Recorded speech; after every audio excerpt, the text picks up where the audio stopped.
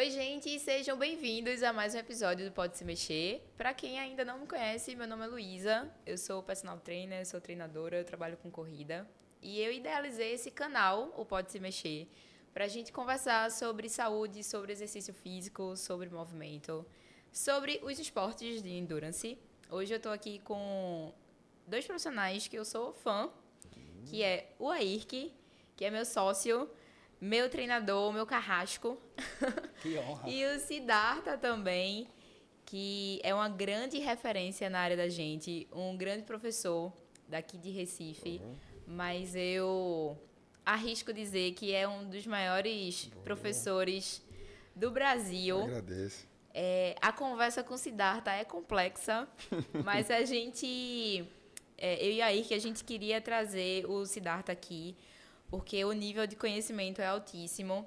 E eu tenho certeza que ele tem muita coisa massa para acrescentar aqui para quem pratica algum esporte de endurance e para os treinadores, profissionais de educação física que vão escutar esse episódio também. Primeiro eu queria que a Ayrk se apresentasse um pouquinho e depois Siddhartha vai fazer isso também. Oi, gente, meu nome é Ayrk Monteiro. Primeiramente, eu gostaria de agradecer toda essa honra, né, de ser isso tudo, carrasco, treinador, sócio, mas é isso. Meu nome é Ayrk, eu sou treinador e minha história com a educação física, me formei há alguns anos, mais ou menos uns 6 anos.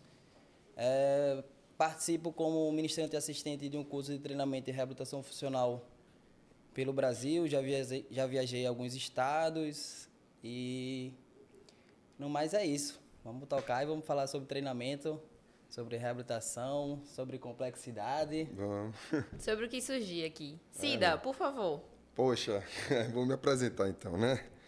Bem, meu nome é Siddhartha Geber, conhecido como Sida, me chamam de Sida. Até acho engraçado quando me chamam de Siddhartha, eu já estou tão acostumado com Sida, né? Isso é um apelido que vem das minhas épocas de atleta, épocas que eu estava iniciando na educação física também, enfim.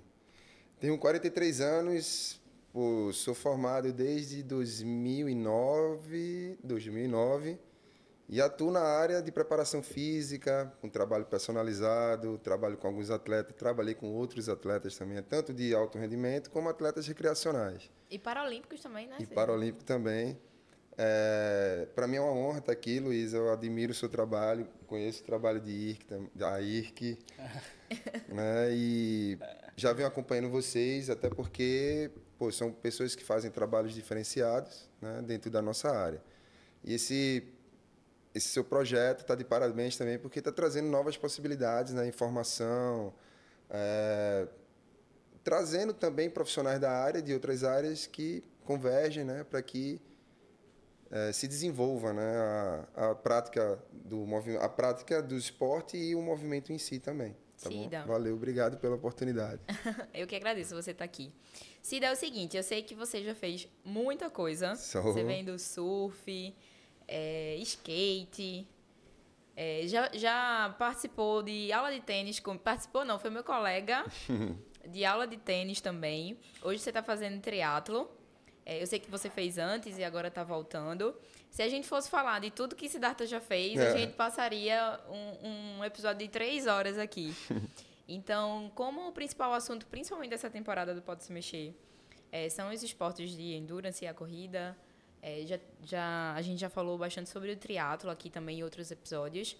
Então, eu queria que tu falasse um pouquinho da tua história com o triatlo, de quando você fez antes e agora com o teu retorno. Como é que está sendo essa experiência e o que o triatlo está ensinando para Siddhartha?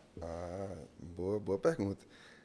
Lu, minha história com o triatlo começa alguns anos atrás, aproximadamente em 2011, 2012. Né? Nessa época eu tinha aberto um estúdio de treinamento funcional, né? E através do Wilton eu tive acesso a alguns atletas que ele treinava na época. Né? E eu acredito que um bom treinador ele precisa vivenciar a prática, não necessariamente ser bom, né? Figurar ali naquele esporte, mas ter essa vivência prática para que isso dê suporte, né? Na hora que você vai fazer as suas intervenções ali como profissional. E foi nesse momento que eu entro no esporte, né? Que eu junto as modalidades, na verdade. Nessa época eu já surfava, já fazia corridas e tal, pedalava com meu irmão. E meio que eu já tinha todos os equipamentos. E aí eu comecei a vivenciar essa prática juntamente com esses alunos que já estavam, né, buscando uma preparação física ali específica para dar suporte ali à prática principal, que era o triatlon. E aí eu cheguei a fazer, nesse ano de 2012, aproximadamente 2 provas, se eu não me engano, e um aquatlon. E desde então eu deixei um pouco de lado e aí eu segui minha vida profissional. Recentemente decidi voltar porque eu tive algumas lesões e no meio dessas lesões eu comecei a dar uma importância maior a essa parte de endurance. E eu percebi que era uma área que eu precisava entrar mais nela, né? Eu precisava conhecer, precisava vivenciar e tal. E aí eu coloquei como uma meta a curto prazo me inserir no esporte, né? Eu entrar no esporte. E na medida que eu fui vivenciando essas práticas, eu fui descobrindo que ali era um grande potencial para mim profissional e aquilo criou novas possibilidades para mim, tanto pessoalmente como profissionalmente. E aí, desde então, comecei a me dedicar, né? Busquei uma assessoria, né? Na época, aproximadamente 3 anos atrás, treinei com Ju Mafra, excelente profissional, grande amiga minha, e precisei ter dado uma parada por questões até mesmo físicas e tal. E recentemente retornei, agora um pouco mais preparado mentalmente e fisicamente, e aí eu estou com o THG, né, com o Thiago, e a gente está fazendo um trabalho bem legal aí, eu estou evoluindo dentro das possibilidades, isso está me trazendo também muita, diríamos que, oportunidade de eu entrar mais, de eu conhecer mais uma outra área da educação física, sabe? Que é justamente essa questão do endurance. Pessoalmente, o que é que nadar, pedalar e correr está ensinando para tu? Cara, é interessante, né? Recentemente eu vi um podcast de uma grande atleta, que é a Fernanda Keller, né? E ela definiu bem o triatlo na percepção dela. E eu percebi que aquela definição dela tem muito a ver comigo pelo meu histórico de vivências práticas dentro dos esportes que, como você mencionou, eu pratiquei vários, né? Então, eu sinto que a natação ela me traz aquele contato com a natureza, né? Essa vivência com a natureza, você nadar no mar, você conhecer o mar, ter o respeito ao mar, né? Tem até uma frase do Amir Klink que ele fala que o mar ele não é um obstáculo, é um caminho, né? E eu venho descobrindo isso através dessa natação, né? Inclusive eu estou me arriscando em fazer algumas pequenas provas de travessia e tal. Então, isso me trouxe esse contato com a natureza que já eu tinha adquirido com o surf, né? Então, eu consegui trazer um pouco essa experiência de surf para dentro da natação e ter essa oportunidade de vivenciar isso. Em seguida, vem a bike, que eu vejo que é onde eu tenho aquela liberdade, sabe? Você pedalar, aquele vento no rosto, você vai para onde você quiser, você pedala quilômetros e quilômetros ali, você tem um rendimento, você tem aquela força ali, né? A performance. E a corrida é a longevidade, assim, eu me sinto mais longevo, me sinto mais forte, né? Eu passo a escutar mais o meu corpo, ver que as minhas capacidades funcionais estão sendo trabalhadas ali, estão sendo exigidas e tal. Então eu estou conseguindo recuperar isso, sabe? Eu estou conseguindo trazer isso para minha vida pessoal, e estou transformando esse propósito que é fazer bem feito numa filosofia de vida, né? Que é vivenciar a natureza, ter força, ter liberdade e, pô, ter o prazer da prática esportiva, do movimentar-se, saca? Essa é a minha grande tirada, vamos dizer assim, é o meu grande objetivo dentro da modalidade, falando como atleta, né? Falando como praticante. Perfeito, Cida. Vamos entrar aí na parte de preparação? Pô, vamos lá. Eu acho que a gente, eu e a Ir, que nós somos mais novos aí na profissão, né? Mas eu acho que a gente tem uma mentalidade bem aberta para o que a ciência do movimento está trazendo para a nossa atuação profissional. Acho que você já passeou aí por muitas coisas, né? Muitos conhecimentos. Mas o que é que você acha que hoje é importante na preparação física de um atleta de endurance? Você estava falando aí no comecinho, e a gente estava também conversando aqui antes da gente começar a gravar, e você estava falando da importância do profissional ele vivenciar ali ou uma modalidade esportiva e até aquilo que ele vai fazer com o aluno dele Isso. dentro de uma sala de musculação ou dentro de um estúdio, De treinamento, dele experienciar o movimento antes dele transmitir aquela vivência, né? Dele ensinar. Eu acho que é uma coisa que eu e a Irke a gente faz bastante quando a gente treina, que é, a gente até brinca, né, dizendo que é Laboratório, o né? laboratório de Perfeito. experimentação de tudo que vai para o treino ali isso é muito dos bom. nossos alunos. Antes de eu passar a bola para você, eu queria que a Irke falasse sobre isso, assim, como é que você organiza tudo que vai ser testado antes de Então, jogar para o aluno, antes do aluno... A questão do treinamento em si é algo que você tem que escrever a lápis.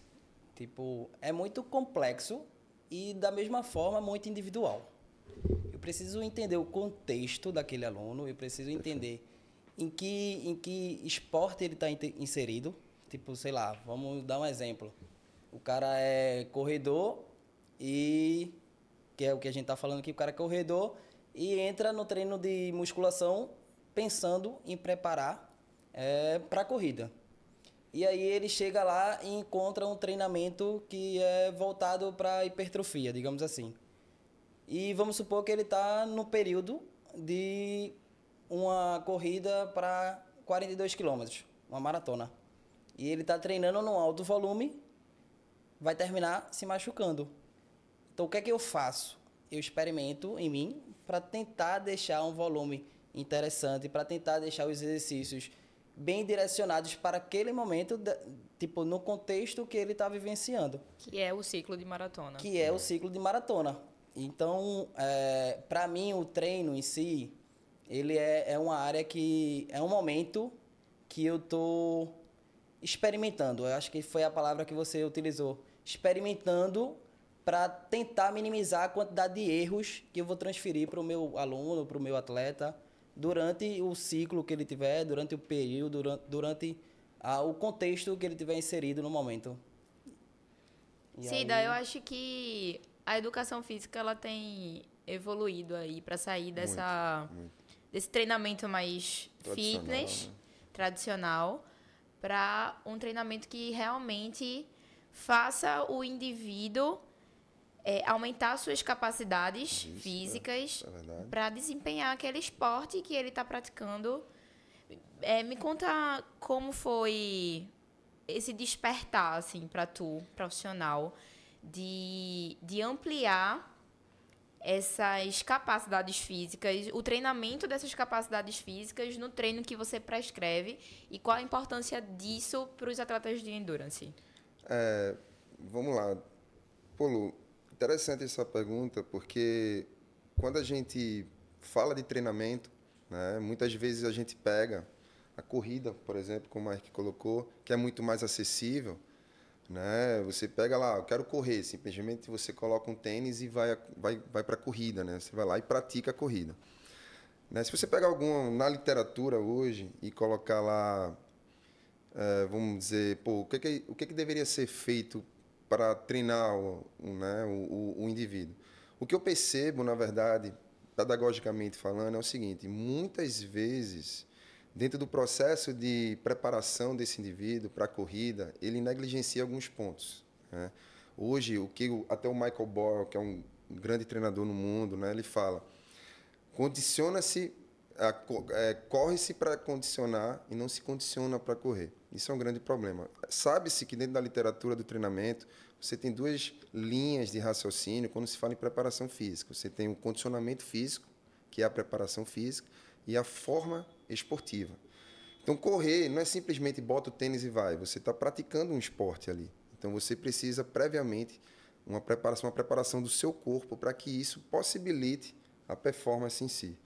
Né? Então, o que eu tenho visto? Eu vejo muito a questão do que a gente encontra isso até bem detalhado no livro Evolução e Movimento, do Pablo Santurbano, que ele coloca o seguinte: existem duas formas de você ver o fitness. Tem o fitness cultural e o fitness biológico. Correr é uma capacidade biológica moldada pela evolução. O fitness cultural seria o treinamento voltado para a estética. Seria um lado estético mais dentro do processo. No entanto, você vê hoje uma busca da corrida, do aeróbico, né, do trabalho endurance nessa vertente. Que a ideia não é você classificar o certo e o errado. A ideia é você entender o contexto, o nicho que aquele indivíduo está inserido. Lembrando que as escolhas para essas modalidades, como endurance, são escolhas que exigem um certo nível de preparação, um certo nível de controle do movimento, etc. E aí onde é que entra a nossa intervenção como profissional de educação física, aí entra a questão das assessorias e tudo mais. Eu acredito que preparar fisicamente o indivíduo, ele vai desde o âmbito, vamos dizer, psico, até o âmbito biológico, em escalas. E o desenvolvimento ele vem desde aquele momento da decisão, aquele momento que ele se predispõe a ser submetido a um processo de treinamento, metodologia, periodização, e por aí se vai todo o conhecimento desenvolvido na área, tanto da performance como do fitness em geral. A gente sabe que esse treinamento de musculação mais tradicional, Sim. ele é o mais popular. Sim. Acho que até pela popularização mesmo do fisiculturismo, né? No Brasil e no mundo.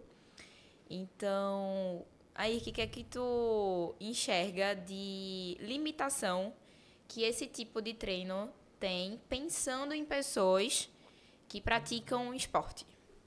Tá. O que eu enxergo é o seguinte. O treinamento de força em si, principalmente voltado para o fitness, voltado para a estética, ele é muito limitado. Você está dentro de um ambiente ali que é totalmente controlado, é um ambiente muito linear. Ou seja, você vai olhar muito para frente. Já quando você se trata de esporte, é muito mais complexo, é muito mais abrangente. Existem outras características de força que precisa ser treinada dentro do esporte. Acho que traduzindo seria, o treinamento mais tradicional é muito, por exemplo, em máquinas, é muito fechadinho, né? A máquina, ela te dá aquela estabilidade, você só faz a força. E quando a gente está falando da movimentação do nosso corpo dentro de um contexto específico, ela é mais ampla, ela vai em diferentes direções, ela é mais livre. Exatamente. Seria isso? Deixa eu pegar um exemplo mais claro. Me diga um atleta que corre uma maratona, foi o melhor atleta que correu uma maratona agora, nesse último ano. Foi o Kiptum, né? 2 horas e 37 segundos, acho, o recorde mundial. Em Berlim, foi. E ele corria, em média, o pace dele, como era? Como acho funcionava? 2,50.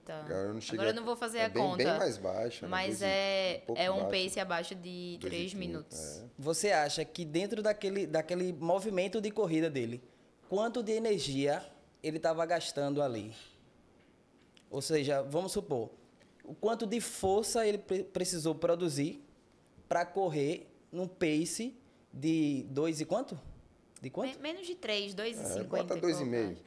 Então, já é uma coisa não, menos de 3, 42 quilômetros já é uma coisa absurda. De transferência, ou seja, eu vou pegar um exercício dentro da academia e eu quero transferir o exercício para esse atleta que está correndo em menos de 3 minutos cada quilômetro. Ou seja, ele está numa constante muito grande. Se ele trabalhar só dentro de máquinas, ele não vai ter um repertório motor, ele não vai ter uma capacidade de guardar energia, digamos assim, para transferir durante a corrida. Porque, falando de evolução humana, o Siddhartha pode até dar um exemplo melhor, que nós fomos evoluídos e somos para reservar energia, né? Exatamente. E aí, se o cara não tem uma qualidade motora muito boa, se ele não treina isso dentro do ambiente da academia, ele vai fazer muito esforço para correr. E provavelmente ele não vai chegar a correr um pace de 3 minutos. Entendeu? Então, o limitante do treinamento dentro do espaço da academia voltado para o fitness é isso. Você não vai conseguir transferir muita excelência voltado para o esporte. E vale dizer que as máquinas, elas têm a sua aplicabilidade ali, dependendo de qual seja o objetivo do aluno e a abordagem do professor, né? Mas quando a gente está falando de esporte, né, Cida, a gente precisa ampliar essa movimentação Total. livre. Como é que Siddhartha desenvolve aí o treinamento dos atletas que correm e pedalam? Eu preciso, na verdade, entender qual o contexto que ele vai estar inserido. Triatlon, corrida, natação, tudo bem, essa é a modalidade. Quando a gente diz o contexto, a gente precisa ver como é que aquele atleta ele vai se comportar dentro daquela modalidade. Será que ele quer performar ali, ele quer baixar pace, ele quer ter... Né? Então, tudo isso influencia na hora que você vai qualificar, você vai separar, você vai organizar esse conteúdo de treinamento. Né? Fala-se muito da periodização. E periodização, né, segundo a teoria do Matveev, né, bota aí 1950, quando foi elaborada essa teoria, é você pegar um conteúdo de treino num espaço de tempo e colocar ali conteúdo de treinamento. Né? Você colocar ali, você vai colocar ali toda a programação de um atleta. Então, sabe-se que hoje você tratar um indivíduo como um atleta de alto rendimento é um pouco mais difícil. Você pega atividades como o triatlon, rapaz, você encaixar ali um dia a dia, então você tem uma vida paralela. Então, é aí onde é que entra a importância do trabalho de força. Então, aí é como a Rick falou, a necessidade de você fazer uma preparação de força, você estruturar uma base, né, para que todo esse acervo motor, esse arcabouço motor, neuromotor, que vai ser colocado em cima dessa base, ele consiga, vamos dizer, se adaptar, se auto-organizar dentro do processo da formação, da busca da performance dele. Eu acredito o seguinte, eu gosto muito de ver o atleta do ponto de vista do Verkhoshansky. Né? Tem um livro muito interessante que é o treinamento de força especial dele, né, que é o Super Training, que é também um outro excelente livro. Ele coloca o seguinte, quando você pega um atleta, você tem que ver que existem duas manifestações de linhas de raciocínio para quando você vê a força ali. Né? Quando eu falo treino de força, você entende que é o treinamento de preparação. Você tem a estrutural e você tem a funcional. Então, como a Rick colocou com muita propriedade, aquele atleta que vai performar numa maratona, ele precisa ter um gasto calórico, uma troca energética ali, ele vai ter tudo isso de uma forma muito intensa. Quanto menos energia ele gastar, mais performance ele vai entregar. Diríamos que ele vai otimizar o processo fisiológico, o processo biomecânico. Então, inclusive, isso vai, não diria evitar a lesão, mas vai protegê-lo de possibilidades lesivas, que é um fenômeno, a lesão é um fenômeno que ocorre ali. Ele vai dar um aporte para que isso seja, pelo menos em alguns casos, inibido. Né? Então, a preparação ela vem como um carro-chefe para o processo. Ele é necessário. Se você pegar todos os atletas hoje de alto rendimento, ou os atletas amadores ou os recreacionais, eles precisam ser submetidos a treinamentos preparatórios, de força, de coordenação, de todas essas valências físicas, para que ele performe de uma forma mais segura, para que ele entre no processo de formatação esportiva com muito mais base. E isso desenvolva e faça com que ele se adapte mais rápido ao processo, né, ao sistema de treinamento que está sendo aplicado. Qual que tu acha que são as valências físicas mais importantes? Vamos traduzir para a galera que não é profissional e que está escutando ou assistindo a gente. Quais são as valências físicas mais importantes para quem está correndo, para quem está pedalando, para quem está nadando? Lu, não só eu considero, né? Vamos dizer assim, se você pegar a literatura esportiva, né, tem um livro muito interessante, que é o do Franz Bosch, né? Ele coloca uma relação muito interessante quando a gente olha para a performance. Né? Quando a gente vê, o cara vai treinar. O que ele precisa treinar? Diríamos que o corpo ele entende que naquele momento que ele vai gerar um gesto motor técnico, né? E a técnica você pode entender nesse processo como uma manifestação do seu acervo motor, né? Ele vai qualificar aquilo ali, ele vai moldar aquilo ali, a necessidade técnica, né? A necessidade da performance. Você tem ali, na verdade, não uma separação de qualidades físicas, mas uma união delas. Você tem aí onde é que vem a questão de você tratar o treinamento como um sistema complexo, né? Você vê o corpo como um sistema complexo.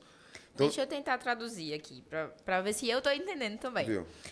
A gente tem, se a gente fosse separar, Seria ali mobilidade, flexibilidade, isso. força explosiva, força máxima. Isso está tudo entrelaçado no processo. E aí, quando o indivíduo está lá na prática esportiva dele, é o momento que ele une tudo isso e manifesta a performance. Exatamente. Por isso que o corpo é considerado um sistema complexo, né? Onde o todo equivale à soma de suas partes.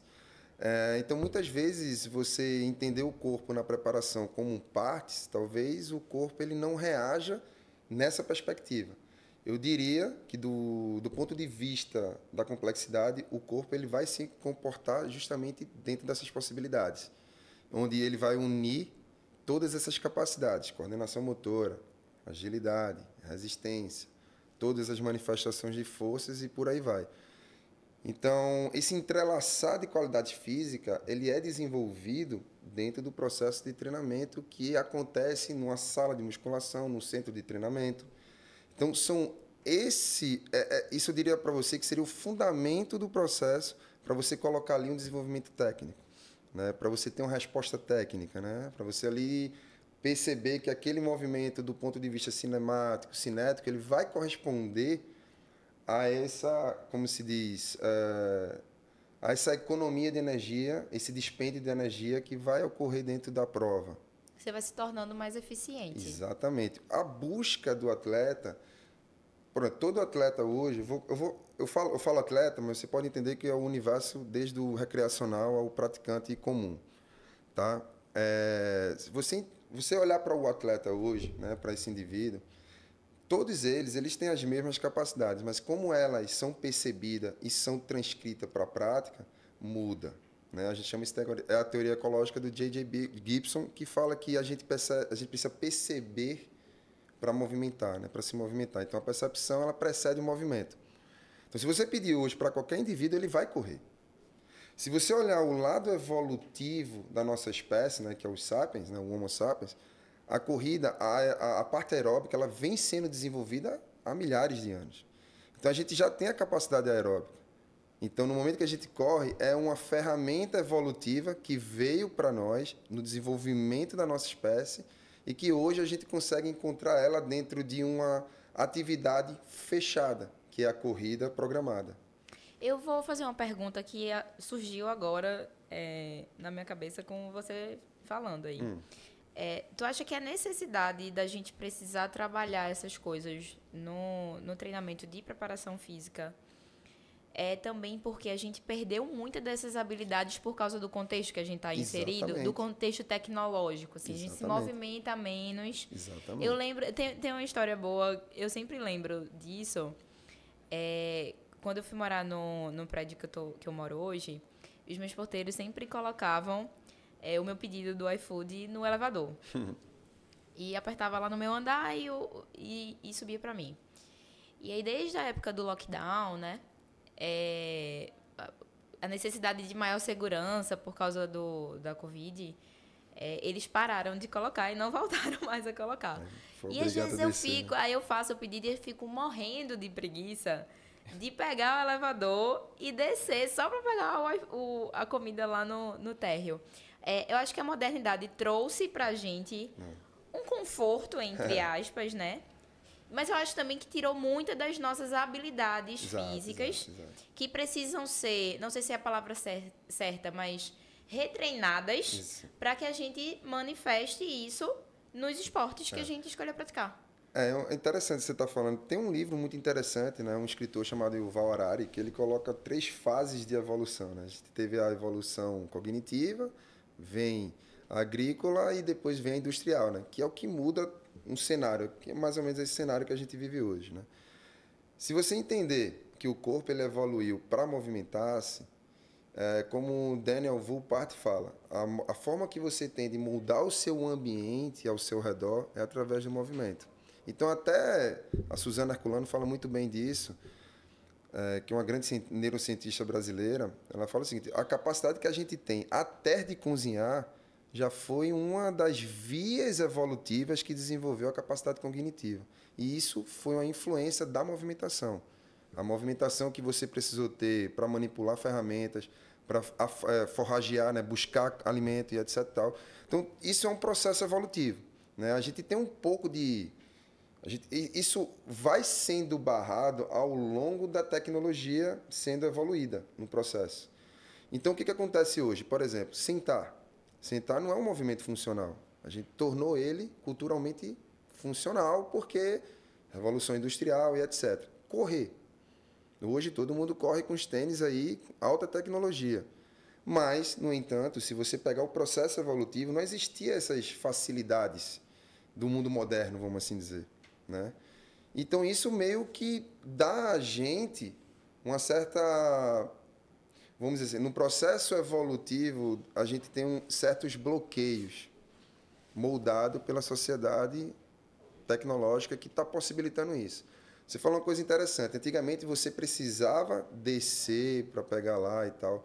E na época que a gente não tinha o telefone celular, né? Você tinha que fazer um alimento. Você vê hoje que hoje você está sentado lá no seu sofá e você pode fazer tudo, inclusive o próprio alimento que você quer, sem precisar você se levantar daquele lugar ali. Então, o conforto hoje é muito grande, né? Então, as possibilidades lesivas que estão dentro do âmbito da prática esportiva justamente decorre dessa cultura nossa, da facilidade dos processos. A gente dirige demais, a gente passa muito tempo sentado. E lembrando que muitas vezes aquele aluno que você vai treinar às 10 da noite, às 8 da noite, às 7 da noite, pô, o cara passou o dia todo sentado, em cima de um salto alto. Eu acho né? que é a realidade da maioria dos atletas amadores, né? Exatamente. E aí eu queria entrar com uma pergunta pro Ayrk. Imagina um atleta amador e ele resolve topar fazer entrar num triatlo e ele quer fazer um 70.3. Vamos dizer que ele tem ali uma vivência motora mediana, mas é um cara que passa muito tempo sentado. Como é que seria a tua conversa e como é que tu conduziria o processo de treinamento dele junto, provavelmente, com o treinador das 3 modalidades, né? A gente sabe que, normalmente, o treinador da natação, que prescreve, né, o treino de natação, de bike, de corrida, nem sempre é o mesmo que faz a preparação de força, às vezes sim, às vezes não.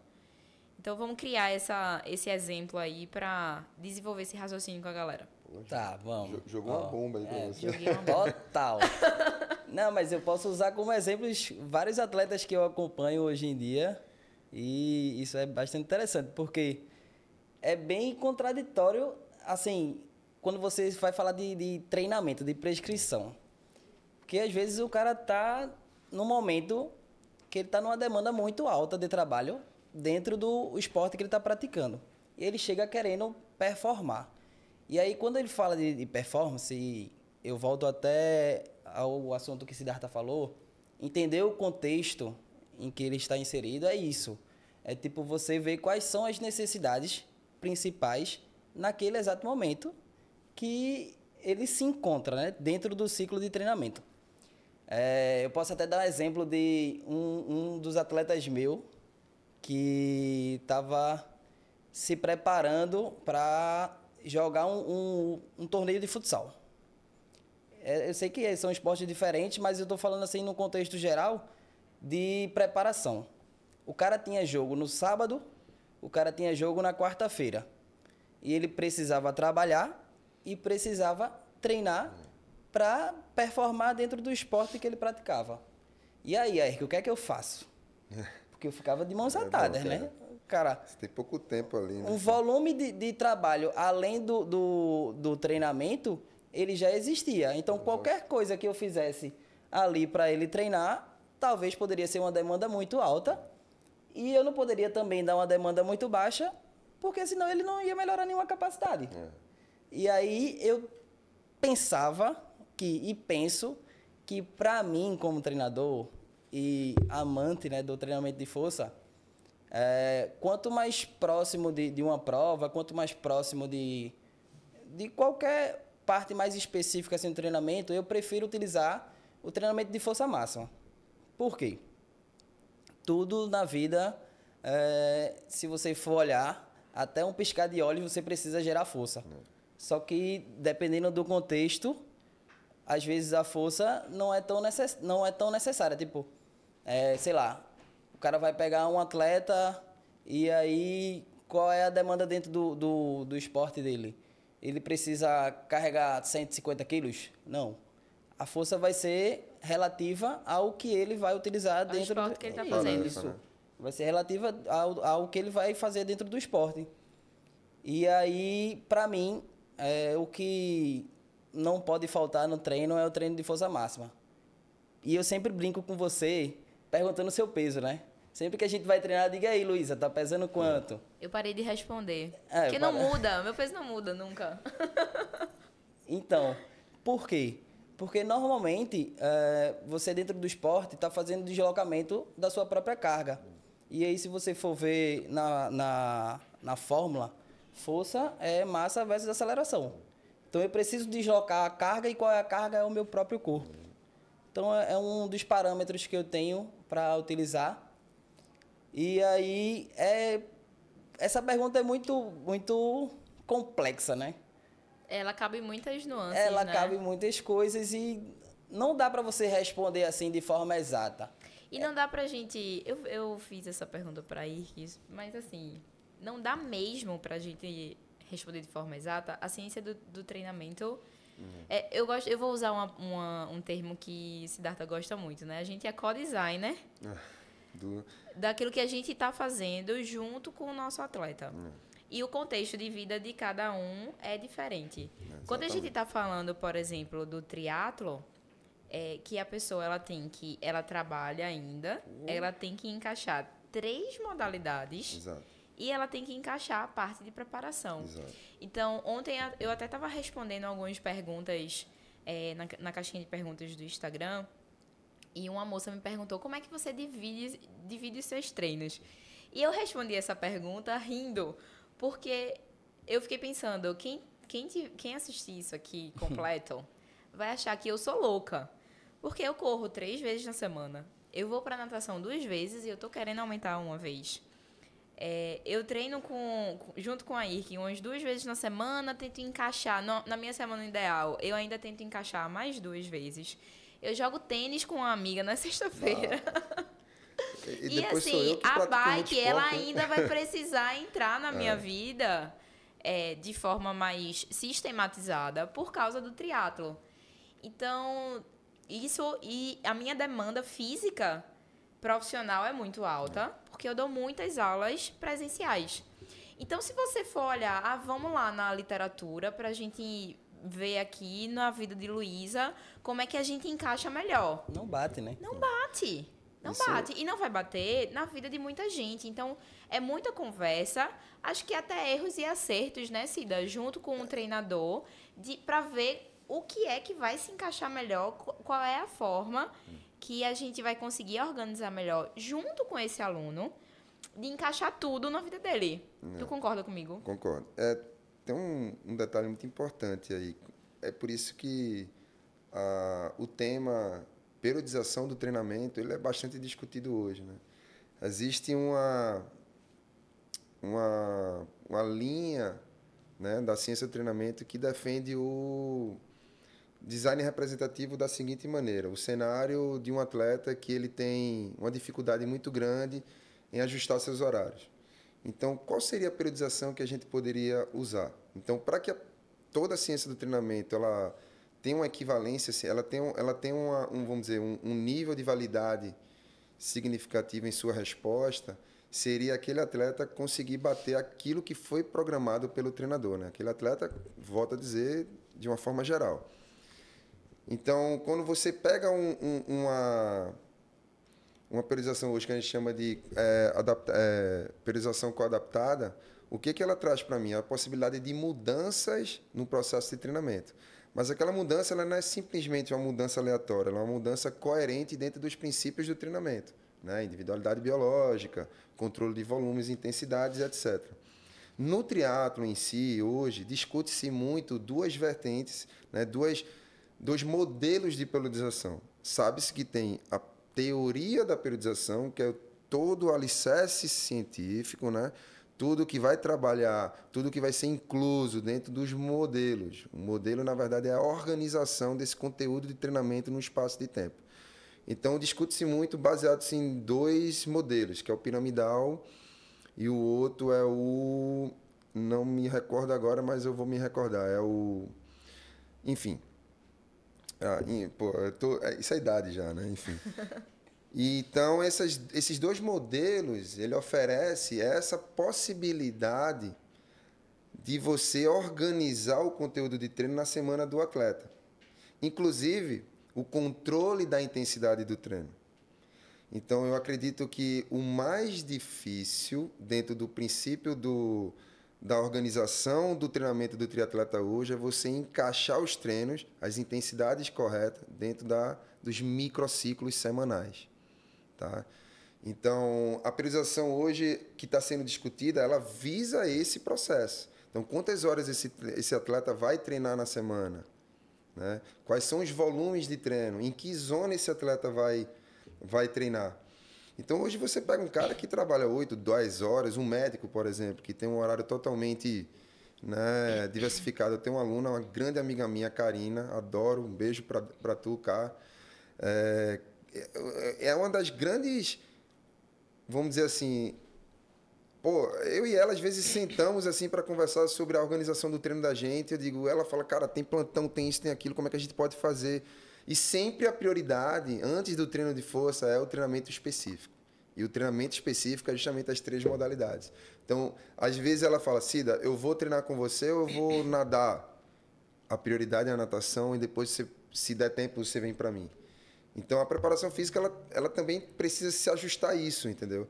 O treinamento específico, né, que são as 3 modalidades, ele não dá muita margem de mexer, de você organizar. Então, isso é um xadrez. Eu diria que é um xadrez. Perfeito. Falando de... Gente, eu engasguei um pouquinho aqui. Eu poderia até fazer um comentário aí. Tipo, eu acho que uma das coisas principais é você saber qual a data da prova. Isso aí. Qual é a prova principal? Hoje a gente vê que no esporte amador existe muito campeonato, né? Existem muitas provas. Por exemplo, na corrida, principalmente recreacional, você vê que todo mês tem uma corrida. Se você for ver direitinho, às vezes tem 2 corridas por mês. Exato. E aí, como é que você vai organizar? É muito comum, né? Você ter todo final de semana um evento que pode entrar no processo de treinamento, né? Isso, exatamente. Antes da prova-alvo e tal. Então, o importante é estabelecer, na verdade, uma prova-alvo. Exato. Né? A gente tem um termozinho que a gente comenta quando a gente vai fazer uma prova, que não é a nossa prova-alvo, mas a gente vai lá, se inscreve, né? Até pelo evento, pela Sim. vibe do momento e tudo mais. Que é massa, né? A gente se inscrever nessas provas de corrida, eu particularmente gosto muito. E a gente chama aqui de treino de luxo. E a gente vai treinar, tem a nossa planilha lá, o que a gente precisa cumprir, mas a gente vai fazer isso dentro de uma prova, que não é a nossa prova-alvo. Então... Isso é um grande, né? Treino de luxo. Engraçado esse É o que nome aí. é o que todo mundo adora, né? Eu pensei porque você vai lá, se diverte, cumpre a sua planilha, né? E não deixa de fazer aquilo que tá prescrito pela pessoa que está te acompanhando, pelo profissional que está te acompanhando. Mas você também não precisa perder o evento. Cida, o que é que tu acha que muda ali em relação à preparação geral? Ou seja, eu decidi fazer... Vou me citar, tá? Como exemplo. A gente está em novembro e eu já me inscrevi para a meia maratona do Rio do ano que vem, que vai acontecer ali no final de maio, começo de junho.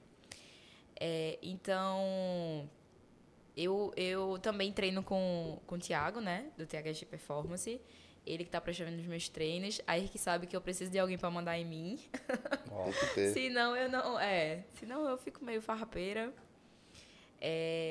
Cida pode falar um pouquinho sobre isso, que Cida gosta dessa ideia também de um treinador acompanhar um colega, né? Tem que ser, é necessário. E aí eu falei para Thiago, né, que a minha meta era diminuir o meu tempo, né, na meia maratona do Rio. Então a meia maratona do Rio é a minha prova-alvo, né? Eu tenho um tempo até lá.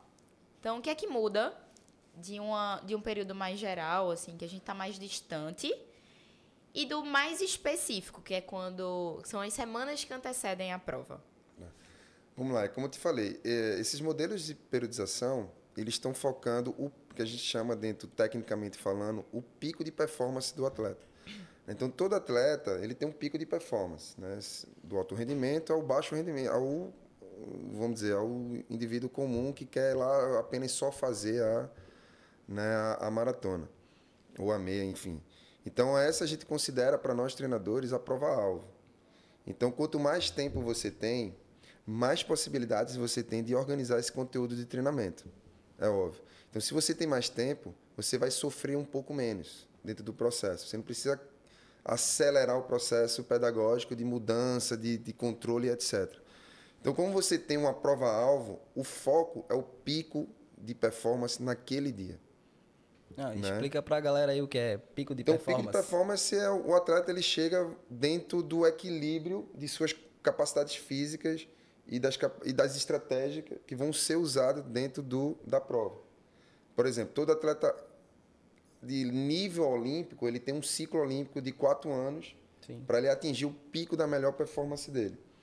Então, toda a organização de treino que acontece antes é pensada para naquele dia você ter a melhor performance. E quais as vantagens dos treinos de luxo? Quais são as vantagens das pré-provas? Né? Vamos dizer assim, que são as provas tão importantes quanto, mas elas geram muito mais como provas informacionais. Elas vão trazer ali informações que vão ser avaliados dentro de como está sendo a tua preparação, como está respondendo o teu corpo a determinados ajustes e o que pode ser melhorado dentro daquele processo. São testes. São testes.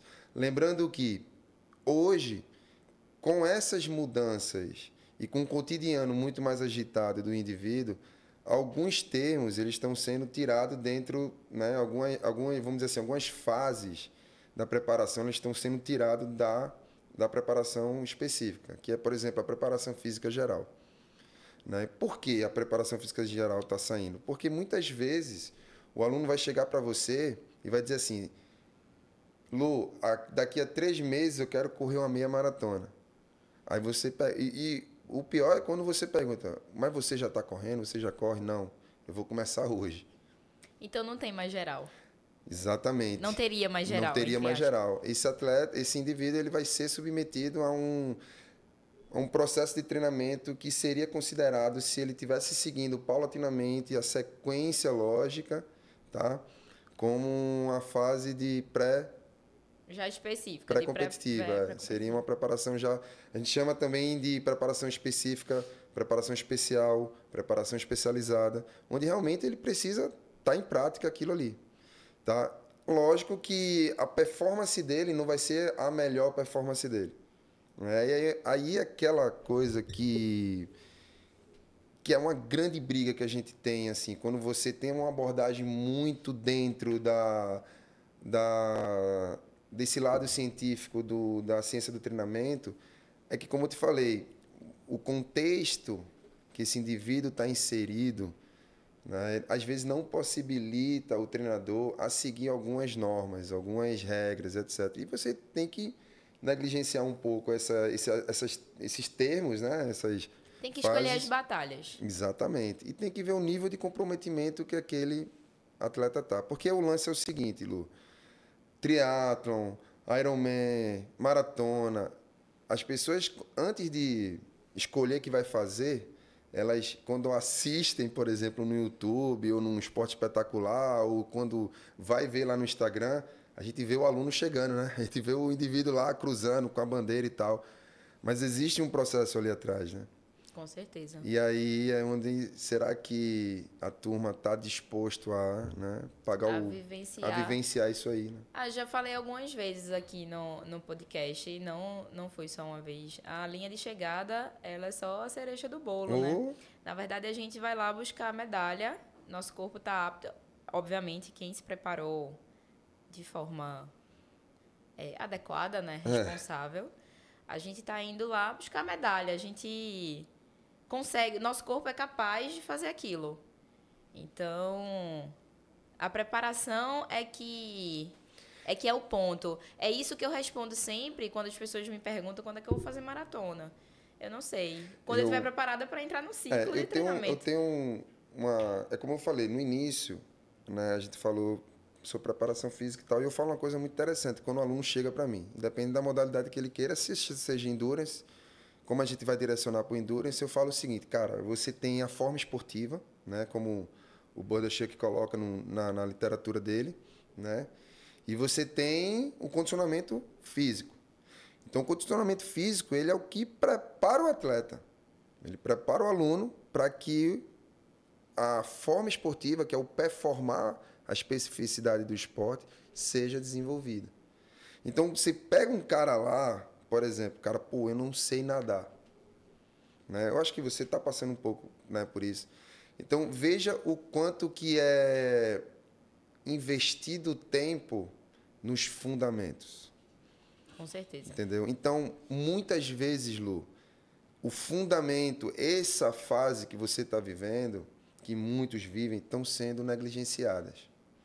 E aí é uma responsabilidade muito grande para um cara como o Jefter, um cara como o Thiago, essa turma que está prescrevendo, né, para a turma, de falar isso para o aluno. Porque é muito sério. Imagina, um aluno chega para você, cara, daqui a 3 meses eu quero fazer um Ironman, pô, eu quero fazer um 70.3. Cara, você vai nadar no mar, você não vai nadar numa piscina fechada, num ambiente controlado. Você tem uma imprevisibilidade ali. Aí volta a brincadeira da gente. É um sistema complexo, né? Então, o que é um sistema complexo, olhando esse cenário que a gente tem hoje? Aí, que você tem um indivíduo, que é o nosso aluno, você tem um ambiente onde ele vai performar essa relação e dali vai emerger um movimento, né? Ali vai ter... Emerge dali a tarefa e a performance. Então, quando a gente entrelaça esses fatores e passa a analisar do ponto de vista da nossa, agora já um pouco mais para o lado da preparação física, é muito difícil, porque você vai ter que subir. Aí vem, você vai ter que fazer o trabalho da mobilidade, o trabalho da estabilidade, o trabalho da força máxima, o trabalho da coordenação motora.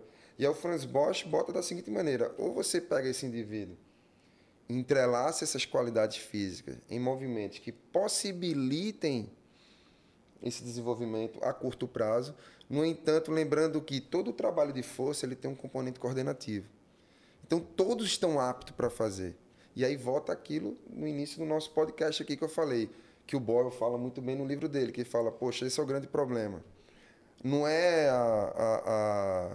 a corrida que machuca. Tem até um artigo do Dantas lançado esse ano, mandado por um grande amigo meu, Rafa Pontes. O cara é um monstro do treinamento, adoro ele, da fisioterapia. Que a gente estava conversando sobre isso. Não é, a corrida não é lesiva. O problema, que é a conclusão do Dantas, é que ele fala o seguinte: as pessoas estão indo para a corrida sem o condicionamento necessário. Então, a possibilidade que ele tem ali de entrar num processo lesivo é muito grande. Então, a lesão, olhando em escalas micro a uma escala macro, quando ela vem acontecer no joelho ali, ou sei lá, no tornozelo, na verdade, aquela lesão ela veio sendo, né, construída, né? Vamos assim dizer. E isso poderia ter sido evitado.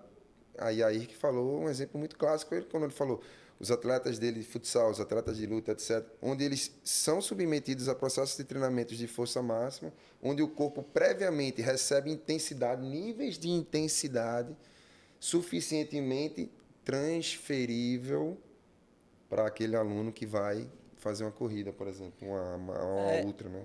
Pra gente... É uma capacidade... Só falar um pouquinho sobre a capacidade coordenativa, é algo que dentro do esporte você não pensa no que vai fazer, né? Tipo, você pode treinar ela dentro do ambiente dali da musculação, dentro do ambiente de treinamento, mas quando você está dentro da prova, você não pensa, você só faz. Tanto é que às vezes, executa, né? Às vezes você consegue fazer coisas que dentro do ambiente do treinamento você não consegue. Por exemplo, o cara lá na prova, tipo, saltei muito alto. E aí eu tento reproduzir isso dentro do treino, eu não consigo. É porque o foco tá no jogo, né? O foco tá na performance e não no... Ele não tá pensando em exatamente fazer aquele movimento. A cabeça dele tá no que ele precisa fazer ali para performar como eu falei para vocês. É a interação o foco meio, tá né? externo. Pô, tem uma coisa que é muito legal. O Bosch, eu estou citando muito o Bosch porque o que acontece? Ele é um grande treinador. Inclusive, alguns amigos que estão treinando comigo, eu costumo falar para eles, cara, esse cara fala muito sobre as questões do treinamento, né? Nada é mais específico e ideal para o atleta do que ele treinar o gesto esportivo, né? Isso é especificidade, vamos assim dizer. Então, querendo ou não, quando a gente tira aquele aluno daquele cenário e traz ele para uma sala de musculação, para um centro de treinamento, você não está dando transferência para ele. Você não tem como garantir que vai ser transferível o que você vai ser trabalhado. Mas você pode garantir ao aluno que ele vai desenvolver qualidades físicas que vão ser adaptadas no momento que aquele indivíduo ele passa a ir por treino específico lá da planilha dele. Ele vai, inclusive, sentir uma facilidade maior, né, na execução do gesto técnico. Isso é um princípio que a gente chama de adaptabilidade. Tem um cara excelente que fala sobre ele, que é o Peter Anokin, que é adaptação funcional, né, que nada é mais específico do que o atleta se aproximar do gesto esportivo.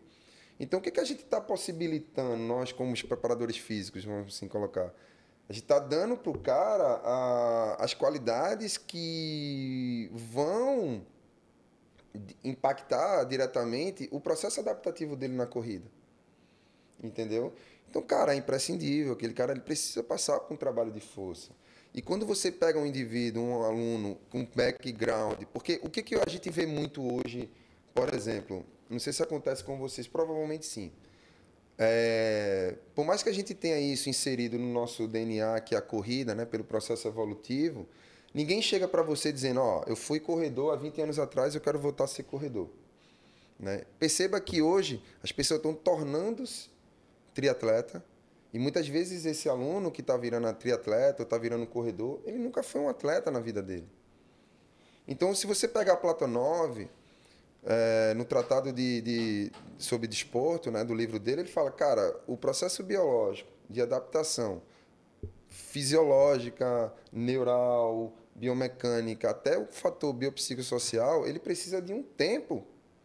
Então, você tem aí aproximadamente 10, 15 anos. Então, é por isso que o esporte de alto rendimento, ele tenta buscar o aluno, né, o atleta, o mais jovem possível. Entendeu? Para justamente, por pressão adaptativa, né, aquele atleta ir adquirindo. Então, muitas vezes a gente está pegando um aluno que ele não tem essa vivência.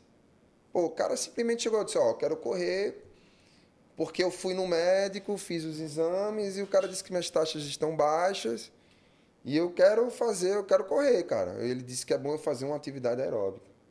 É a pressa de fazer acontecer. E aí o cara começa... Exato, o cara começa a correr. Então, todo final de semana a gente tem um evento de uma corrida, Rick. Pô, eu quero fazer 5. Todo mundo tem capacidade de fazer 5, cara. E aí, naqueles 5 lá, o cara, me encontrei, é isso que eu quero. Total.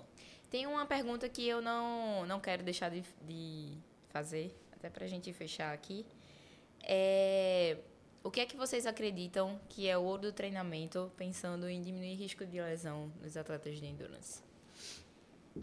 Para você, Rick. Passou a bola. O ouro do treinamento, pensando nos atletas de endurance. Eu acredito que não exista nada assim que seja tão seletivo para atletas de endurance. Tipo, é individual, sabe? Você precisa entender quem é a pessoa, precisa analisar o que ela mais precisa naquele momento. Tipo, às vezes o cara é um atleta de endurance, tem força pra caramba, mas tem um padrão de movimento ruim e por isso dentro da corrida ele vai gastar muita energia, mas ele não vai gastar muita energia porque ele tem tem muita força, porque ele não sabe se movimentar bem, saca? Aí, sei lá, às vezes a pessoa tem muita habilidade motora, mas não tem força.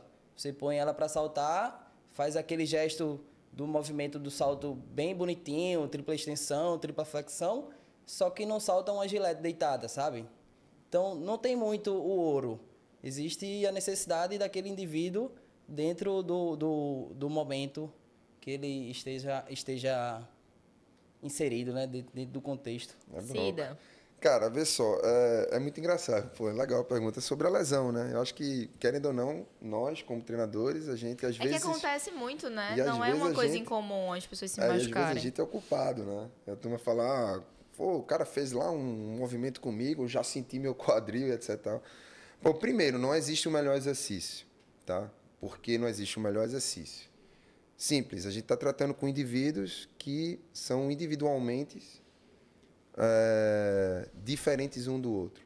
Então, existe o princípio da individualidade biológica. Então, o que é para um, não necessariamente será para o outro. Então, é muito comum o discurso de que o melhor treinamento é esse, o melhor equipamento é aquele, etc. e tal. Mas a gente esquece que o nosso corpo, a nossa estrutura, ela é que vai ser o grande baluarte do processo. Ele é que vai produzir o movimento, né? Mas esse movimento ele começa a ser produzido na nossa mente, né? Na nossa percepção. Então, a percepção ela precede o movimento. Então, quando eu pego um aluno, eu não garanto que ele não vai ter lesão, eu não tenho como garantir isso. Mas eu posso garantir que ele vai ser um atleta rápido, ele vai ser um atleta forte, porque existem meios de treinamentos que possibilitem esse desenvolvimento, né? Então, o que eu costumo falar para o aluno? Eu digo, é importante você seguir o plano de treinamento dentro de uma coerência e, sobretudo, o aluno ele precisa entender o que ele está fazendo. Porque muitas vezes o corpo humano ele reage a estímulos e esses estímulos pode gerar uma reação inconsciente, porque existe mecanismo no corpo que possibilitam isso, entendeu? Isso moldado pela evolução. Então, cara, a gente às vezes está correndo e a gente tenta buscar um padrão para o aluno, ou o próprio treinador tenta corrigir o cara, mas a aprendizagem a curto prazo ela não é retida na memória da gente motora. É necessário o processo de treinamento. Então, respeitar... Você fez um post muito interessante sobre o atleta que tinha um perfil de corrida muito diferente. Eu entendo da seguinte maneira aquele cenário. A natureza em si, como um todo, ela precisa da assimetria para gerar possibilidades adaptativas. Se tudo segue um padrão único, em algum momento aquela evolução ela vai ser barrada. Então, a gente ainda está em processo de evolutivo. O post que Cida está falando, acho que foi da corredora lá. Foi de uma corredora, exatamente. Acho que foi da Maratona de Nova York. Exatamente. Que ela fazia durante a corrida, e eu acho que ela chegou em terceiro, quarto lugar. Eu não lembro. Mas ela fazia durante a corrida, ela fazia um vau dinâmico bem acentuado. Vau dinâmico é quando os joelhos eles se aproximam. Isso. E ela estava performando ali em altíssimo nível, né? E você vê, por exemplo, se você trazer isso para a área da gente, o cara tá correndo desse jeito, tá correndo errado, vai se machucar. Eu acho muito interessante. Por que ele vai se machucar? Né? Então, há uma diferença muito grande, né? Você precisa ter destreza. Porque, veja, um movimento coordenado para aquele atleta, ele vai ter uma representatividade muito boa, porque é atleta. Mas, quando ele vai para a corrida, a variabilidade dele é outra. E o que o ambiente oferece. Por exemplo, você corre em pistas fechadas. Aquela pista fechada, ela é boa até um certo ponto. Se você observar, se você tem um Garmin, você vai ver que você sempre vai fazer o mesmo trajeto dentro da pista fechada. Você vai reduzir a variabilidade para você ter uma economia motora. Então, talvez aquele trabalho ali seja, a longo prazo, ruim. Eu não estou dizendo que vai ser. Porque, normalmente, o que acontece com o cérebro? Ele mapeia, porque ele precisa, como processo evolutivo, ele precisa economizar energia.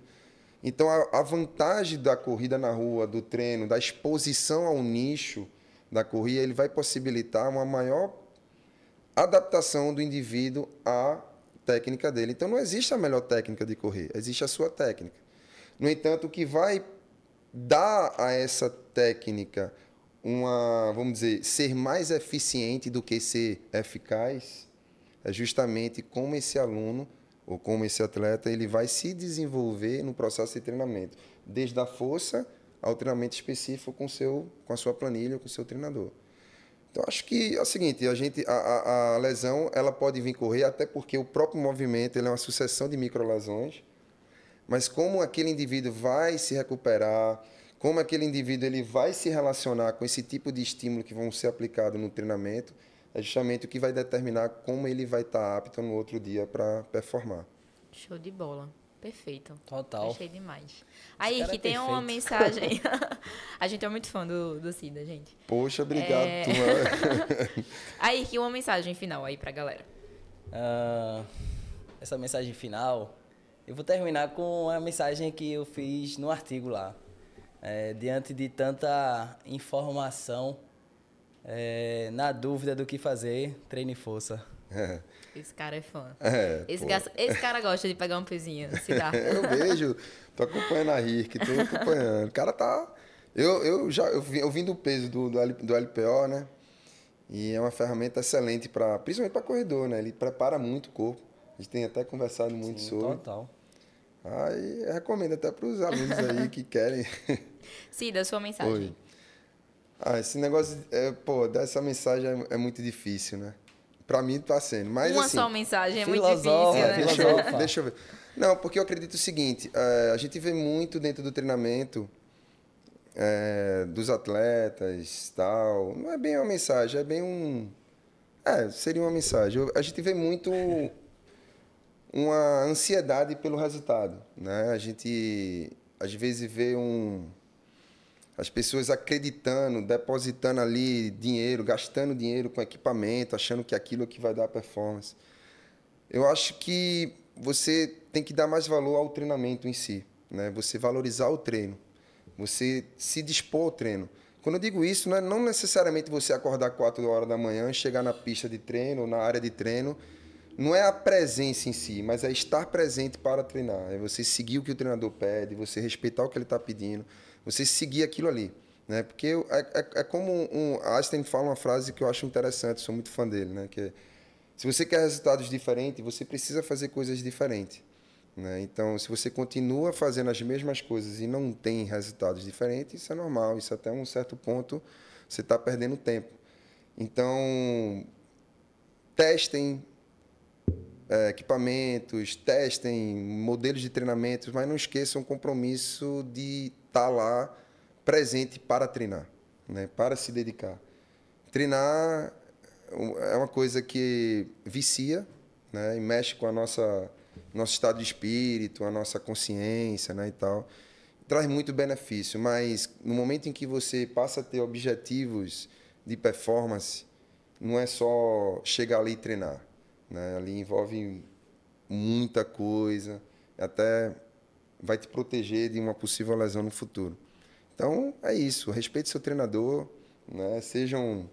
Respeite suas planilhas de treino, procurem excelentes profissionais que possam lhe auxiliar. Aí que já E tá aqui respeite olhando o processo. Aí que já tá aqui olhando pra mim. Você falou isso, ele já tava aqui olhando pra mim, porque eu reclamo muito. Mas eu faço, porque quando eu tô treinando eu reclamo muito. Eu acho que reclamar é normal. Eu também o problema acho, é tá não vendo? fazer o treino. Mas ou então fazer ele do jeito já que tá quer ali fazer. assim, ó, querendo me matar. Porque às vezes tem Cara, dia que eu reclamo mais poxa, se eu e for aí ele. contar- Mas eu faço tudo. Se eu for contar para vocês a experiência de treinamento, de você pegar atleta e tal. A grande vantagem do treinador treinar atletas de alto rendimento é justamente isso, né? Tem um cara chamado Tommy Laundry. Ele é um cara da NFL, grande treinador.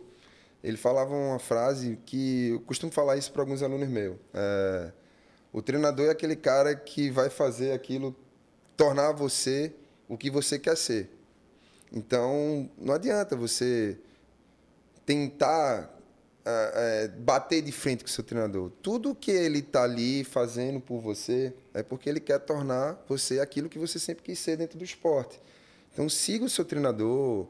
Por mais que você brigue lá, a gente entende às vezes. Eu vou fazer um corte dessa fala de Siddhartha e vou mandar no WhatsApp de todos os meus alunos. Não, pô, faz isso não. Não, mas é muito bom. Eu sou um cara, sou viciado em treinamento também. Eu amo treinar, né? Eu sempre submeto o meu corpo ao meu próprio laboratório.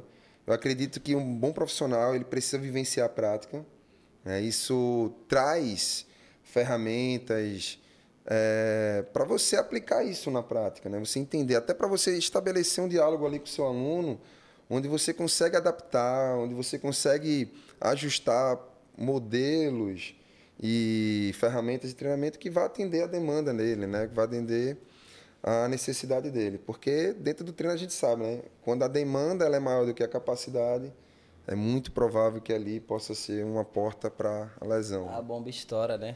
E falando de reclamar, fica difícil de compreender isso aí. Eu não reclamo, pô. Eu treino pra caramba, viciado aí domingo a domingo, não reclamo. Fora da curva. Meninos, rapazes, como é que a galera... Meninos, gostei. Meninos, aí eu troquei. Aí eu falei rapazes. Como é que a galera encontra vocês aí nas redes sociais? Lá no Instagram, a IRC Treinador. E se vocês tiverem mais interesse, estamos sempre postando stories aí sobre treinamento. Com Luísa performando pra caramba. E reclamando também. É o pior que isso vocês não mostram, né? Eu quero ver. Não, mas ele tá me expondo agora. Cida, tuas redes sociais. Bem, não sou bicho do mato, né? Eu uso as redes sociais, não sou muito um bom comunicador em redes sociais, eu posto muito da minha vida pessoal, também do meu trabalho, mas eu tenho um espaço de trabalho, eu tenho um centro de treinamento que fica dentro do Clube Náutico, né? Eu sou parceiro de Tafarel, um grande amigo meu, um irmãozão. Treinador da turma toda da natação, figuraça, né? Tem algumas parcerias importantes que trabalham junto comigo, né? Rafa Pontes é um deles e tal. Né? E eu tenho um Instagram que é o Cida Geber, que é o meu sobrenome com o meu nome, né? Quer dizer, meu nome com o meu sobrenome. Cida é um apelido que vem desde a época que eu fui skatista e etc e tal. Então tá aí, quem quiser me encontrar pode falar, mandar mensagem e tal, eu sempre vou estar interagindo da minha forma. Pode se mexer, tá no Instagram, no YouTube e no Spotify também. E o meu Instagram é Luísa Sena, Luísa com 2 U's. Luísa tá famosa. Quero agradecer aí a presença de vocês, a contribuição. Poxa, eu que agradeço. Eu acho que os meninos concordam comigo, que quem quiser trocar mais ideia é só falar com a gente lá nas redes sociais, que a gente vai expandir ainda mais essa conversa. Eu demoro um pouco às vezes para responder, mas... Ele demora, mas quando ele responde, se prepare, aí ele não vai parar de falar nunca mais. Exatamente. Mas eu acho que hoje eu falei até pouco, viu? Mas isso aí. Gente, obrigada pela audiência. Até o próximo episódio. E é isso. Obrigada. Cheiro. Tchau. Valeu.